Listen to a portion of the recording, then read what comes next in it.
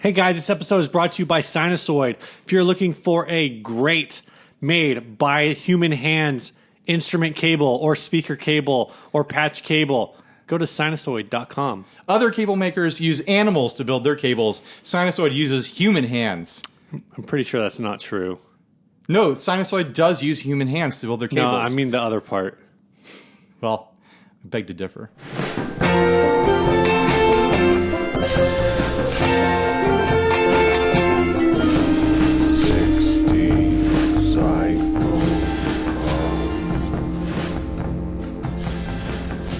Hey, this is Ryan. Am I next? Yep. Oh, and this is Steve, and you're listening to 60 Cycle Hum, the guitar buying, selling, trading, fixing, modding, breaking, reviewing, playing podcast. Oh, also, we got a guest here. Say hi, honey. Hi, honey. My wife is here, and she's gonna join us for a topic in a little bit, and maybe you'll tackle an ad with us and hang out however long you want, I guess. Sounds good. Just a lot to say, huh? She's nodding with a nervous look on her face. We should have videoed this episode. I don't know, man. It's still real hot out in here. It's pretty hot. Do you have anything new going on, Steve? I don't. I don't feel like I have anything new either. Let's just skip that and get straight into it. You don't want to talk about the new thing that we talked about talking about? Nah, it doesn't matter. All right, whatever. Let's just get into an ad. All right, this first... It's hot. Let's, do a shorter episode is what I'm saying. All right. This first advertisement was sent by the Inboxer, Adam Dolhanic. This is on Reverb. It's called Barton's guitar. It's called Draw. It's a cool, unique Stratocaster style guitar, handcrafted, made in Japan. Watch the demo, which I did not do. Me either. This is being sold from somewhere. It's being sold in a Reverb store. It says, created a one-of-a-kind, well-made MIJ electric guitar, created with fun and uniqueness in mind by Hiroyuki Ishizaki. All of the parts and woods are carefully hand-selected by the builder. Stratocaster-like look with Tele-like sound in mind. Yes? Not really? What really does matter here is the guitar simply plays great and sounds great.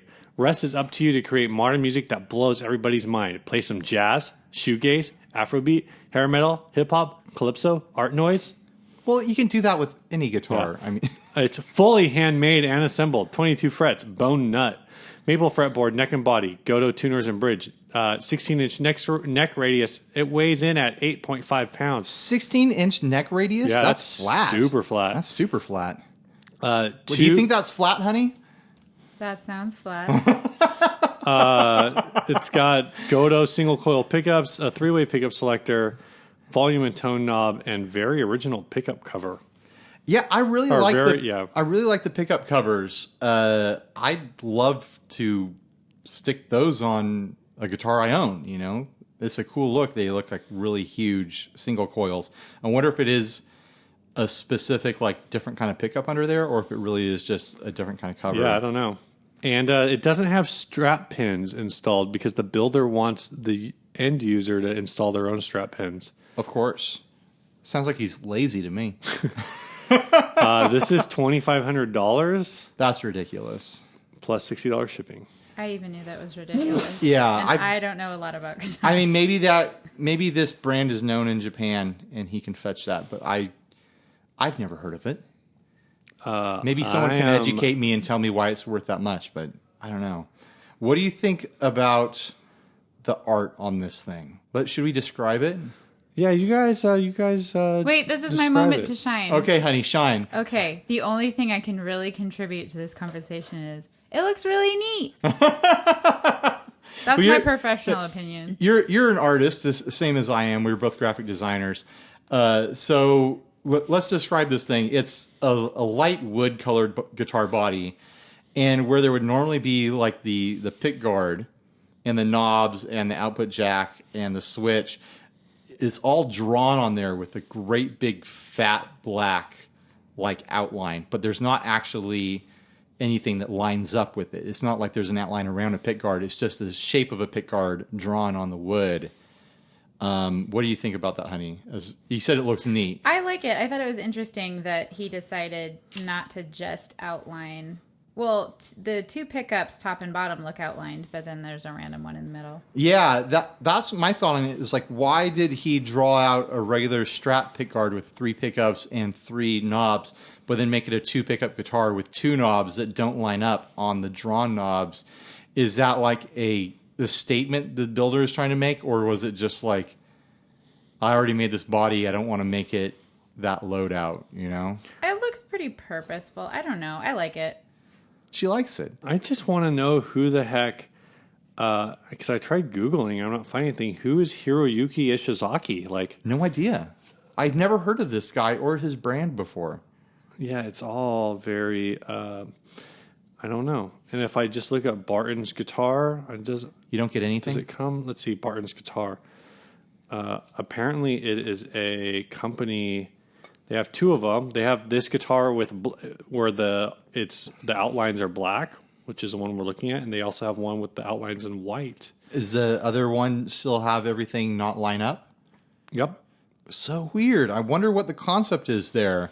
Like, because it kind of has this look like... I think it gives it more visual interest rather than just... It is interesting. Like, it's catching my eye for sure. Like, I guess if it lined up perfectly, you'd be like, oh, is it like a pickguard shape, or is it like a weird like knob situation? Where this makes it very clear that like there's a drawing on here, and then the regular guitar stuff is just like where it needs to be. But what I'm kind of getting from this, like the look of it, is it kind of looks like it like got pulled into reality out of like an IKEA like instruction manual or something. I like the look. I just can't justify that price without having any idea why. Yeah. I think my favorite part of it is the output jack, that it's a cartoonish drawing of a Strat style output jack. Right. But then it's really just a jack coming straight through the body. Yeah. Like it doesn't have the actual like metal piece there. Can I just say I would love IKEA to make a guitar, because think of all the things it could do. I know, right? If IKEA made a guitar, it'd actually probably be really freaking cool. It would definitely be made of that color of wood. Yeah. And it could probably like transform into a bed or something. Well, every part on it would be adjustable with that little Allen wrench. The biggest issue You with have it, to use the Allen wrench to tune the it. biggest issue with it is once you put it together, you wouldn't be able to take it apart. Like they could make the body out of the same MDF that like those square shelves are made out of, Yeah. and like instead of screws for the to hold the neck on, it's those wooden pins, and you have to double glue them.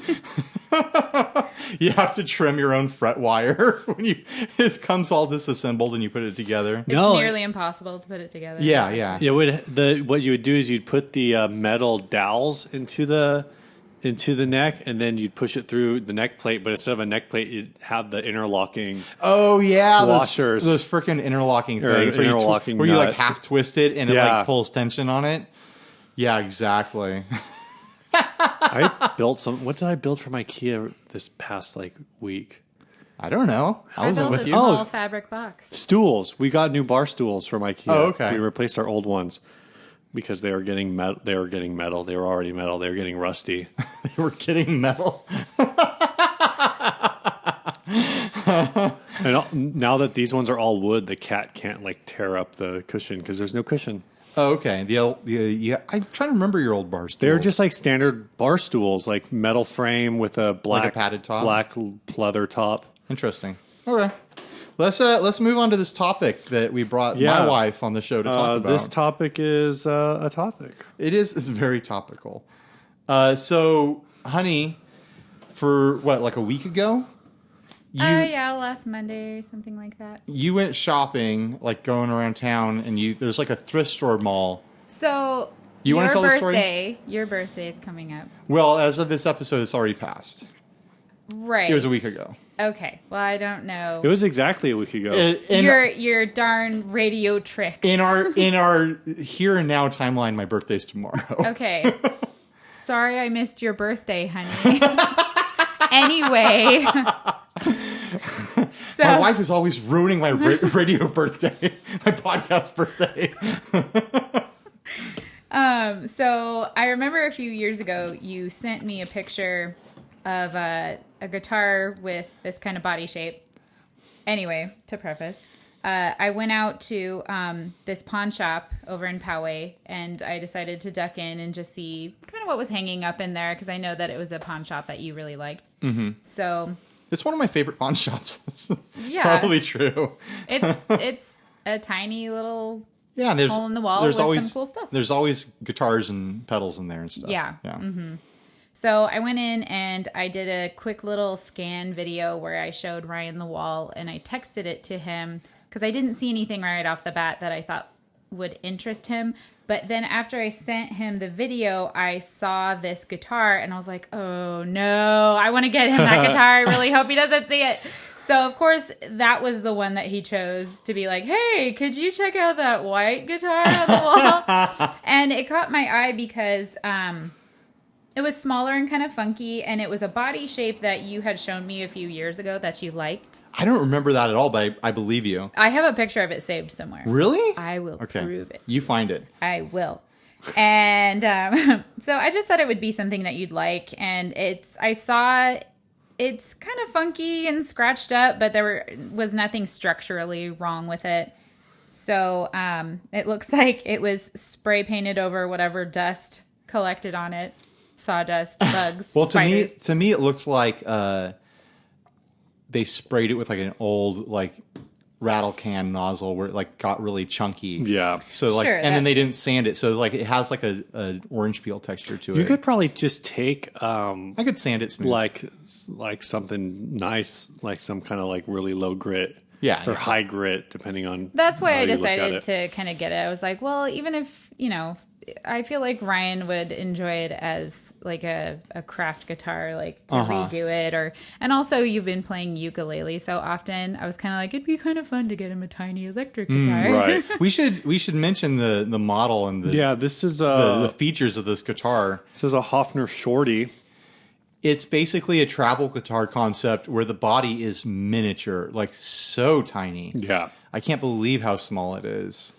It's super, super small and cute. Very adorable. It's kind of got like a modern thing kind going of like on. a Gibson Modern a little bit. But like if it was just shrunk down and all the points Right. were like softened up beyond belief. It's, kind of in the same territory as the tiny little guitar that Marty McFly played Yeah. in Back to the Future. It's that kind of concept where it's super tiny little travel guitar. It's cute. The thing that surprised me about it is it actually plays really well. And Right. I'm kind of stoked how well it plays. You're welcome, dear. It's super neck heavy. At that size, it would definitely you there's should take it on a boat, and if the motor goes out, you could just paddle Yeah, it's yourself like an home. oar. I love that you said it kind of reminds you of a bone, and you could take it Yeah. as a backup guitar for Dinosaur Ghost. Well, the other guitarist in Dinosaur Ghost had been talking to me about he wants to get one of the ones that was in Back to the Future. Right. And so I sent him a shot of this and it's like, hey, you want to use this to like scratch that itch? And he's like, yeah, I'll use it. And then I had the thought, because it came with a little like nylon bag, and I could just clip it to the back of my my mono case and have it be like my official like backup guitar for if a string does break, like it's just there and I'll just, make it work for the rest of the show, because it is playable. It does sound decent, and I could definitely finish off a show with it if I needed to. It doesn't have a trim on it, which I technically need for Dinosaur Ghost, but I can get away without it, Right. So, what did you pay for this, honey? Let's get to the nitty gritty. So it was $60 and some change, but the guy gave me a $10 discount and What was the discount $50. for? I don't know. He was just like, I'll give you $10 off. Yeah. So you didn't like haggle him or anything like that? No. No? That's the cute discount. I wish I could get that discount. What do you want me to say about it? Sorry to put you on What the if I was spot. like, yes, of course? No, I think what was going on, he was like, I want to get rid of this thing. Like, it says 60, but you can take it for 50, So you're saying I didn't get the discount because I'm adorable. Oh my gosh. Oh my gosh. I love busting your chops. Whichever option makes me the least in trouble. That was It's that too was late, the dude. one. How often are you ever in trouble? It's time to move on. Let's see this I've next seen your ad. music room, and you're still not that in trouble with me. Oh, I know. Well, I'm shocked that my wife went out and bought me a guitar when we're like almost drowning in guitars over here. Like it's almost irresponsible at this point. So I really appreciate the gift, and I'm really excited about it, and I'm excited to use it. I really appreciate your irresponsible gift, honey. I said almost irresponsible. I'm still going to get more guitars. I've got one coming in the mail in like a couple of weeks. I'm getting a look. But yeah, it's really cute, and you got to go out and buy a guitar. What was that like? Your first time ever buying a guitar? Well, I think you know because You just told the story. I didn't have the guts to actually just get it. I had to actually text you and be like, I want to get this for you. Is it the right thing to do? So it was kind of a sucky, not so much a surprise in that way, but It's an adult level birthday gift. Like, you can't surprise adults all the time. Sometimes you have to clear things and be like, do you want this? yeah. You know? It just feels so anticlimactic in a way. I mean, you did great. It's a really cool guitar, but what if it had been a stinker and you didn't know? Like, and you And I checked would with just be crying. you checked you with would me, and feel horrible. I would have been like, nah, it's not worth it. You would have had me come in here and I just would have cried on the mic for 20 minutes. That would have been good content. Yeah, that would have been good radio or good podcasting. I keep calling it radio today. I Internet started radio. it. I said radio. Did you? Yeah, I think I did. So you paid $50 plus taxes or whatever. Mm-hmm. What do you think, if you had to guess, honey? What do you think the new value of these things is? $120. $120. What do you think the normal resale value is if in clean condition? Maybe $100. All right. I think you're really close on the used value. I think you can get them used for like $100. I think new they're like 150, 160, something Yeah, like that. 150, 160. The current issue ones, look, I'm finding them on eBay for 110, but I've also seen some of them at 150. The issue is that this is something that like there's probably so few of them out there that you don't see like auction items Sure. for them. You either want it or you don't, you know? Yeah. Excuse me, I did see one that looked like it was an auction one selling in the 80s. It was blue. This one is it's in aftermarket condition. We'll say that. Like we were talking about how it's been refinished, a little bit of a ghetto paint job on it, but it's not that bad as far as ghetto paint jobs go. It just has a little bit of texture to it. And like I was saying, if I use it for Dinosaur Ghost, it kind of has a look like a bone. It looks like a big like caveman bone or something like that. Also, the logos were stripped off of it for some reason. Yeah. There's usually a logo on the pick guard that says Hofner, and usually a logo on the not on the headstock, but on the truss rod cover, which is a little black plastic piece on the headstock. Honey, usually has the Hofner logo on it. But Do you think it was actually taken off or they just used other parts? No, I think they took it off. I think they chemically stripped it because it doesn't look like it's sanded off. The guy at there was a guitar guy at the pawn shop who had the same theory. He was like, it looks more like it was stripped off. For some reason. Because at first I was looking at like it doesn't have any brand marks on it. Like, is this like a cheap like Chinese knockoff? Right. But then I was looking around and I was able to match up the exact specific like features of this guitar to available Hofners. And I was like, okay, yeah, this is a Hofner that just had its brand stripped off and was refinished. Because this one's a little different from some of the other models in that it has a 24 fret neck with the double marker on it.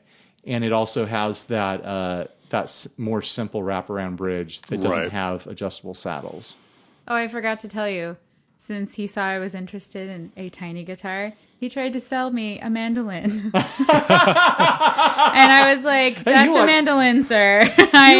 You like small things. That's pretty much what it was. I was like, okay. I know the difference between a guitar and a mandolin. Thank you. Do you feel like you'll ever by buy the a way- guitar ever again? You feel empowered now? A little. A little. Lauren sends us a lot of ads for this show. Like she just like cruises Etsy and like other Craigslist. Every once in a while, I will just be sitting. I'll be sitting at home at like 11 o'clock. It's always really late at night, like 11, 11:30. You get 20 notifications. And I just start getting email notifications. And after the first like couple hit, I'm like, oh, here it comes. And then like I'm just like, I put my phone down and wait like 15 minutes and I pick it up again and there's like 20 emails. I'm like, okay, I'll deal with this like later. Deal I with guess. it. I'll start screenshotting this. Well, sometimes we get so many ad submissions like across the board that like even though we only record every couple weeks, like I'll start doing ad prep like 3 or 4 days after the first episode airs because otherwise I'm going to have to screenshot like 40 ads like 3 hours before the show. Which is what I do every week. Well, you like go back through the Facebook group. Yeah, that's true. Which I'm like, I can't even deal with that. I'm like, no. It's pretty rough. Send me an email. I found that like if you go back on Facebook, on the Facebook group, like far enough, it starts to like crash Facebook because it has to pull up old information that it's wanted to forget about. And like the whole thing starts grinding on me. Well, not in that way, but Sorry for helping, guys. we usually like grab at least one ad out of that 20 or That's 30 right, you ads do. and there's usually like some gold in there because you don't know what most of the guitars are, but you know what weird looks like. I know when I see something that's not quite right. Exactly. And that's really all we're looking for on the show is something weird to talk about. You know, speaking of something kind of weird, our next ad is Epiphone SG 400 plus a sack of nickels. What? $200. So I didn't read this ad. I wanted to wait for you to unfold it in front of me so I could have an honest reaction to it. I wanted to know, first of all, how large of a sack, because if there's enough nickels in it, then maybe it'll offset some of that $200. Yeah, are we talking like a Scrooge McDuck sack? Or are we talking like a sack of peanuts? Or are we talking like, like a sack of like the sack that like novelty gold nuggets come in at like, at a, like a gift shop for like an amusement park or something? All right, so I'm selling a beautiful Epiphone SG G400. The G400 is a repro of the original 1962 models. It was professionally set up at Go's Instrument Repair in Maplewood, and it plays like a dream. Action is perfectly low, standard 24.75-inch scale length with a slim tapered neck. Whatever pickups they put in these are hot. It's louder than my Gibson and sustains better too. They sold for around $350 new. Has one very, very minor surface scratch on the top, which could definitely be buffed out. And the strap buttons have been moved for better balance, so it has the holes from the old location. But those are on the back, so no one will see them. Now I know why this was $200. Oh, yeah, one of the strap buttons was moved to the horn. Okay. Anyway, not a big fan of that. Oh, and the nickels. These guitars have notoriously bad neck dive, where the balance isn't exactly perfect for playing. To combat this, the strap buttons have been moved, as noted, and I added a sack full of nickels and washers inside the body cavity to give it a perfect equilibrium. I'm surprised as they don't come with this button. I'm surprised that they don't come with this button configuration, but anyway, it's great now. Feels just right when wearing for any length of time. So this guy opened up the control cavity from the back and put nickels in it. No. Do you think he glued them in or just let them rattle? It sounds like it's a sack of nickels rattling around in there. Yay. You think it's actually a sack, or you think it's like a Ziploc bag? It's probably a Ziploc bag. It's probably a dime bag, but it's actually a nickel bag. Wah, wah. This is ridiculous. So this guy got an SG and discovered what everyone discovers when they get an SG is that the neck's a little heavy. Yeah. And then, instead of just buying a leather strap, yeah, like a suede strap, which fixes all your problems. he moved the thingies. He moved the strap buttons. Where did he move the tail one to? Is that? I think the tail probably didn't get moved. Okay, but he put one of the strap buttons on the horn, which you said you didn't like it. It's obviously not the stock thing to do on an SG, but I don't hate it. I get it. It's something, for what it's worth, it is done here. It looks like it's been done well, but I've seen a lot of those where people attempt to do it and just like mangle the horn in the process. Yeah. The horn is kind of sharp, and it's not forgiving. I feel like the neck dive. I feel like the neck dive on the SG, like you said, it's almost like it's what you buy it for. Like, you know that going in. It's not what you buy it for, but you accept it because that's what they do. Right. Lauren's sitting here like, I have no idea what they're talking about. Well, now. actually, I'm trying to think of like, what would I put in the back if it wasn't nickels? What else could I put in there? I feel like you get a lot better weight with a bunch of like fishing leads, you know? Yeah. Go get a big heavy lead from the tackle store and put that back there. But it's still a stupid idea, like weighting the tail end like it's a freaking, Pinewood Derby car. Yeah. Hey, sack of nickels. Is that in the control a cavity. sack of nickels in your guitar? There's no way that when he moves this thing around, you don't hear nickels like clanking around. There's no freaking way. Maybe it's like maybe it's that one of those. Maybe it's like a Crown Royal sack full of nickels, so it's padded. There's no way a Crown Royal sack will fit in the control cavity of an SG. Are those sacks big? I've never had one. They're kind of big. There's not a lot of room left in those control cavities. So I'm really thinking it's a Ziploc sandwich bag full of nickels. I mean, what are some other modifications you could do to combat neck dive? You could get a dozen balloons and attach it to the headstock. Yeah. You know? If you get like one of those Mylar ones, it'll last a while. It'll last a long while. That's true. Or you could get one weather balloon. Just play sitting down. If you beef up one arm. Yeah, if you get the right amount of weather balloons and put some on the headstock and some on the tail, you won't even need a strap. It'll just float there.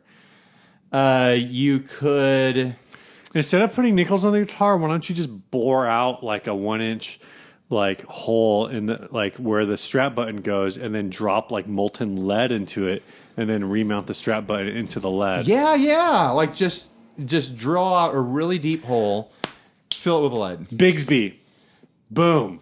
Put a Bigsby on it. That's a classic look for a SG, and it weighs. They enough. don't actually weigh that much. Weighs enough. You think it weighs less than a sack of nickels? They're aluminum. They're actually really light when you pull them off. You'd be surprised. And what's the trem system I'm thinking of that's definitely not light?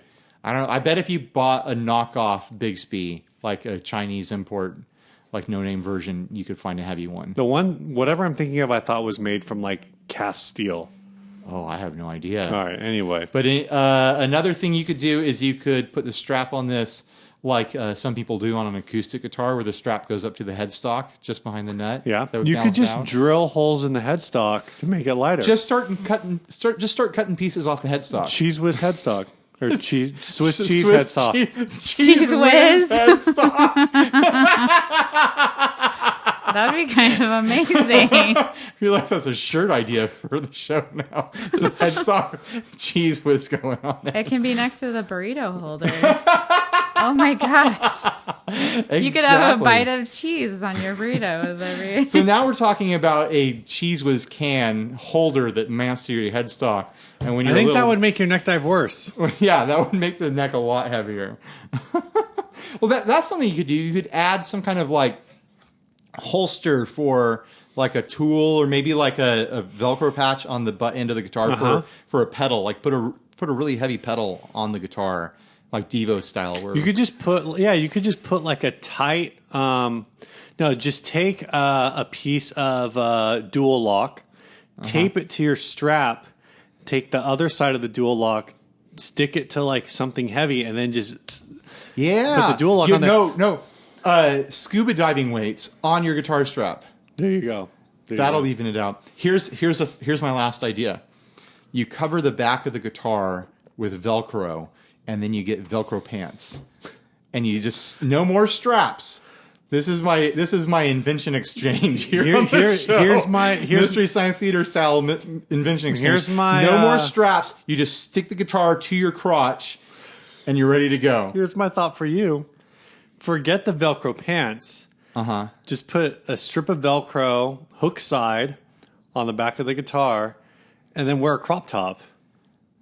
And let the Velcro stick to your body hair. Oh my gosh. It might work for you, dear. It might work for me. That's true. I mean, it won't work for me, but It'll just- work for your nipples. Yeah, you just have to wear like a jazz height, you know?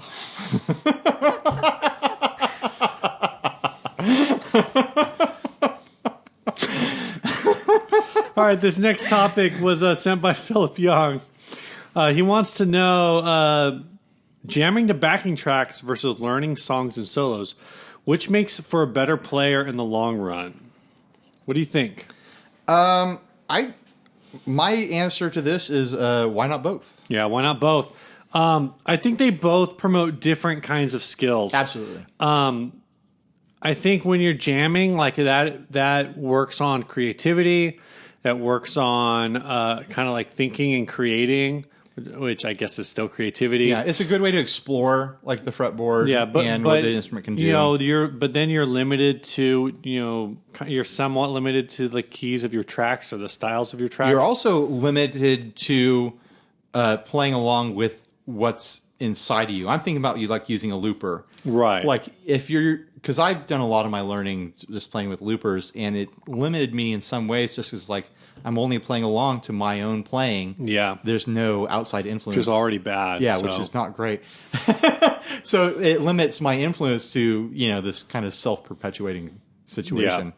The flip side is learning songs and solos. If you are me and all you ever try to do is learn like punk rock albums, like you don't ever get better at guitar because all you're doing is grinding out power chords for 2.5 minutes or less. Yeah. So I've been making an effort to try to play along to songs more. Right. Because it's something I used to do when I was learning guitar, and then I moved to almost exclusively playing along to my loops, which we already discussed. Yeah. And so I was trying to play along to Kids in America by Kim Wilde a couple weeks ago. And I hit this point where there was a part I was trying to figure out, and it was just baffling me. I couldn't find it at all. I'd find one note here or there. I couldn't find the others. I was playing in the scale. I was like, where are these notes?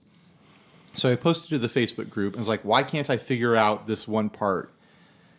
And it's like 3 different people like tabbed it out for me or like told me exactly what it was. The reason I couldn't figure it out was because it was a synth arpeggio that was literally just the same 3 notes in across octaves. So it was B 3 times, like over and over again. And I couldn't figure it out. And it was one note. It was one note over and over again. Right. And I couldn't figure it out. It was like a total facepalm moment for me. I think the upside to like learning songs and solos is the downside is, if you enjoy like one genre of music, you're just going to kind of be stuck in that unless you force yourself outside of that. But the upside obviously is like people who are at least musically or professionally musical. Yes. Have already done like the creative work, like they've written the thing. So you don't have to try to like develop a technique. You just listen to it and you go, oh, that sounds really cool. I want to learn how to do that. So then you go from there and you can learn like the specific part. And then you can take that part that you learned, that stylistic whatever, and then take that back to your backing tracks.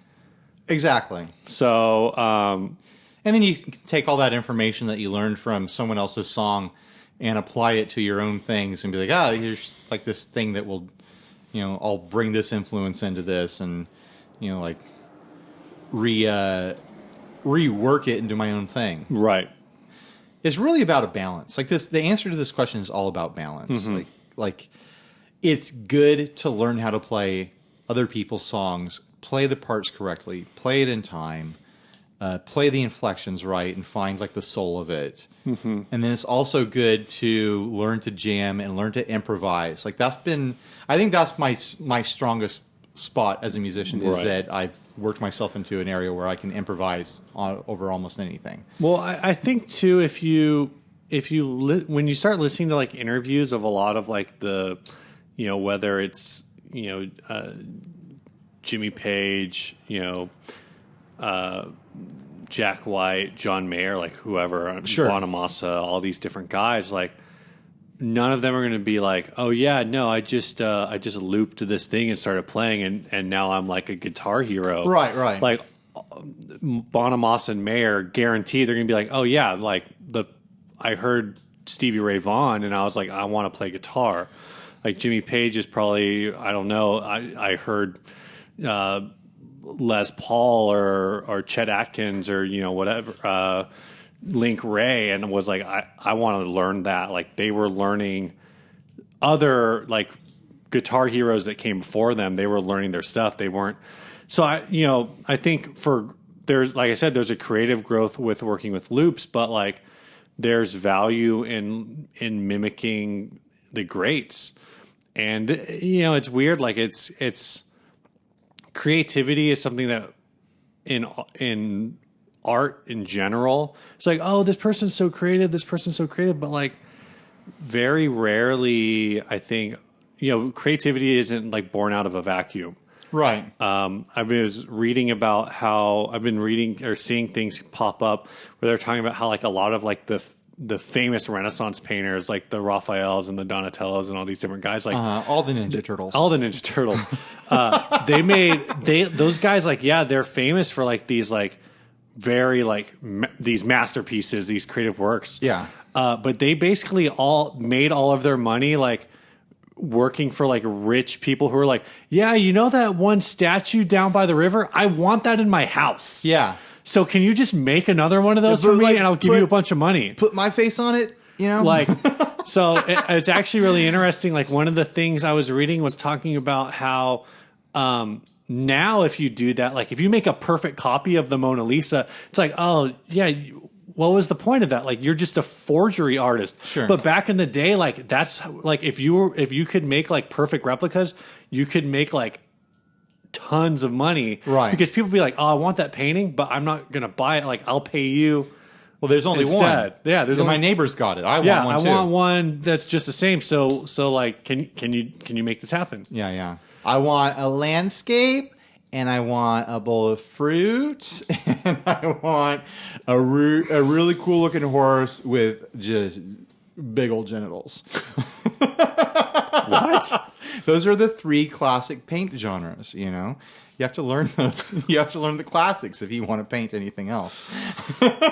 Landscape, bowl of fruit, horse genitals. Like, that's what it comes down to. Hey, speaking of horse genitals, I want to know where this is are going to you go. ready to talk about the world's most advanced electric guitar? Oh my gosh. Ridiculous. Yeah, let's do it. Let's jump into this with thing. an integrated amp, speakers, battery, and iPhone dock. What kind of iPhone dock? You don't see it's on the top edge of the guitar there. You might need to find other pictures of this thing to understand what's going on fully. No, okay, never mind. I'm asking that question in a different way. Okay. The Fusion is redefining what an electric guitar is and what it can do. Combining the Fusion with guitar apps unleashes unlimited possibilities for learning, playing, creating, and sharing music. So Apple iPhone and iPod integration, full-scale neck and fingerboard, a bunch of other stuff. Ooh, 2 fingerboard options, country and western. What? I'm sure you mean maple and rosewood or something that looks like rosewood. Yes. Yeah. So, before we get into the features, what do you think of the look of this guitar? It reminds me a lot. We were talking about this before, but the look reminds me a lot of. I just showed it to my wife, and she pulled back with a confused look on her face. That Batman's guitar. It kind of does look like Batman's guitar. The look reminds me of the RKS Wave, which I don't know if those are still in make or being built. Yeah, it kind of has that shape to it. But then this guitar has an element of also being like a boombox. It looks so Yeah. bulky. Yeah, it is bulky. Like, if you can see other angles of it, I don't Looks like it's inflatable. I don't like it. But the top part of the body, where you would normally rest your hand and be bringing your hands down to strike the strings, sticks out in this polygon shape to house basically like a car speaker like situation so that this thing can be its own amp. It's a reinvention of the amp in guitar concept. So when they say that this has a iPhone dock, what it actually means is that it has a lightning port on it. Well, the top, the flat surface of the guitar that faces up when you're holding the guitar is wide enough, and that's part of the issue. It's so wide that the dock is where you lay your iPhone, right, or your smartphone, and it lays in this dock. And I'm assuming it's big enough to house the various monster phones that are out there now. Yeah, it's all the way. So it says they have a series of adapters. So the Fusion guitar is made for iPhone 7 Plus, 7, iPhone SE, 6S Plus. So yeah, all the sizes basically. Yeah. So the what I'm getting at is that the top horn of this guitar is super thick to accommodate the size of a phone. Like, it's just a thick guitar up there, and I just imagine the way that the speaker loadout sticks out. It completely blocks your view of the strings when you're holding this thing in a normal way. Right. I have so much to say about this guitar. I just got to get out there and say this guitar's a disaster, right? This guitar is a big mistake. I think it's interesting. I just think it's like trying a little too hard. It's trying really hard. It's really assuming that like the lightning port is going to be around for a long time, which might be true. Other thing, even That's if, what I was gonna say. Yeah, if the if the lightning port or any like adaptable cell phone port that would be there is going to last a long time, in air quotes, a long time for that technology is like 7 years. Yeah. 6 years, maybe 8 or 9 years. Like, eventually it's whatever like that connection is, it's going to go out of style, and this guitar is going to be bricked for that functionality. Right. Where like you plug your phone in and you're using the software for like multi effects and for amp simulations and things like that. I'm assuming there's built-in whatever to get the sound out of the speakers if you just want to play straight. I don't know. Yeah, maybe it's not. I don't know. I mean, do we know how much these cost? No, I don't know if they exist yet. If they actually, I'm not even sure if you can buy them. It says, they keep talking about how you can play anywhere, humbucker pickups. Yeah, it's injection molding, and that's what the RKS guitars were. So it's plastic. Yeah. Well, it's like polymer or whatever. Right. They talk about the devices, proprietary electronics with MFi Apple certified device compatibility. I mean, it does have pickups, a split coil hot rail humbucker on the bridge and a single coil humbucker on the neck. Guess a price. $1,800. Wow, you went high. It's $1,400. Oh, I'm shocked. It does have a traditional guitar line out and a PA line out. Look how thick the top of this guitar is. I think you could adjust to it. It wouldn't be. I mean, it's thin. But then it's angled out. It is over weird the that it strings. angles out over the strings. I'm just saying, as far as the thickness goes, like it's way thinner than an acoustic guitar. I guess, but that angle of the speakers, like, it's going to obscure your view of the strings. I've never seen a guitar with that angle on the top bout. Like, and no, it's definitely strange. It's bizarre. I kind of find it interesting that it looks like in every single picture on their website, the person playing the guitar is sitting down. Oh, yeah, let me look at the gallery here. And all of their gallery pictures, the They're person is sitting down. And they're kind of like wrapped around it. Yeah, huh? so I mean, if I'm sitting at home, I kind of, if I'm sitting in a chair and playing guitar, I think I could work around that upper bout thing because that's kind of how you play guitar when you're sitting down. You kind of wrap around the guitar. If I'm standing up, it would be kind of weird. I don't know. The whole thing's a weird concept to me. It's way too expensive for the novelty of having an electric guitar with built-in speakers. Like you go buy Fernandez Nomad. if that's Right. what you want, and you can get one of those for like $200-$300 or something like that, I'm sure. And you can't. I'm sure. I think there's like a concept here where they're trying to make it like a Bose speaker, where it's, like Nautilus shell inside that amplifies the sound in an acoustic way. Right. But that's like, if you're getting an electric guitar with built-in speakers, like, you don't care about that. Right. It's a novelty to go out and jam at the beach where it's not going to be a good acoustic environment anyways. Like, and then the phone integration is just a future brick. You're buying a $1,500 brick. Yeah. It's going to be a brick in like 10 years. It's going to be a brick whenever the lightning jack is no longer the thing. Yeah, or like, just people will use phones different. Like, what if people just stop using phones that are like that? It all moves to watches or something. Right. It's kind of interesting too that, like, It would make more sense to me if it was just Bluetooth. yeah, it's kind of interesting that, like, basically they've said, like, oh, Android need not apply too, because there's too many form factors for That's Android not going to go users. over well when the robots take over. You don't think there will be any Apple robots taking over? No, if you have a sign outside your business that says no Androids, yeah, they're going to be pissed. Yeah, one of the things that's interesting is they say, like, oh, what do I do if I don't have, like, an iDevice? And their response is go buy, because it's, like, backwards compatible. Well, it's not backwards compatible. It's anything with a lightning port. So they're like, Right. oh, just go get the 5th generation iPod. Yeah, go buy a used Like, one. that's their answer. And part of me is like, huh, like, that's, I guess, like, if you are,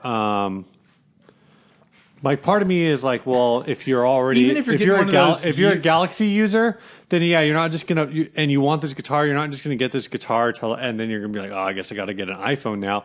But the flip side of it is it's pitched as like, oh, I want this guitar, but, like, I can't afford an iPhone. And they're like, oh, get an iPod Gen 5. I was like, if you can afford this guitar, yeah, like, you probably have 3 or 4 iPhones in your dresser drawer, just rattling around in there, just hanging out. Yeah.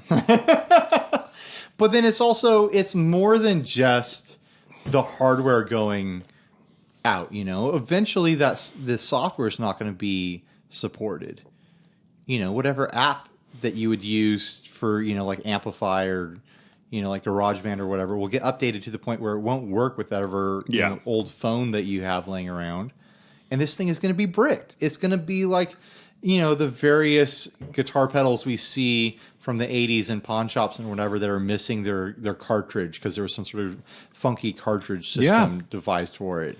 And the person lost the cartridge and there never were the full range of cartridges released that the brand promised because the thing never took off, Like, it's that kind of product and it has that kind of future, and it's just a really bad investment in my opinion. And I'm just tired of people building things like this that are solving problems that don't really exist. Mm-hmm. Like, the real solution to this problem is to go get a battery amp that you like and, use it with the guitar you like. And yeah, you're carrying an extra thing and you have to have a cable, but big deal. Big deal. Mm-hmm. There's a bunch of really great battery amps out there. Like, you can't carry an extra thing. And this guitar looks so cumbersome, like it's already like carrying an extra thing. Let's just leave it at that. Yeah. All right. Thanks to our sponsor, Sinusoid. If you're looking for a instrument, speaker, patch, whatever cable, head on over to sinusoid.com. Oh, they make a fun thing that here's what happened. My worship pastor was like, I keep buying this cheap cable from this company where it's a 1/4 inch and an 1/8 inch cable running through the same thing, so I can run the in-ear out of this floor mixer I have and run my guitar down to the input. And it just keeps breaking on me. I wish there was a really nice one. I was thinking about trying to build my own cable. I was like, hey, I bet Sinusoid could make it. Yeah. And they'll wrap it in TechFlex. Yeah, I hit them up and they're like, yeah, we make that. We call it the in-ear monitor Snake. I kind of think I might need that. You might need it.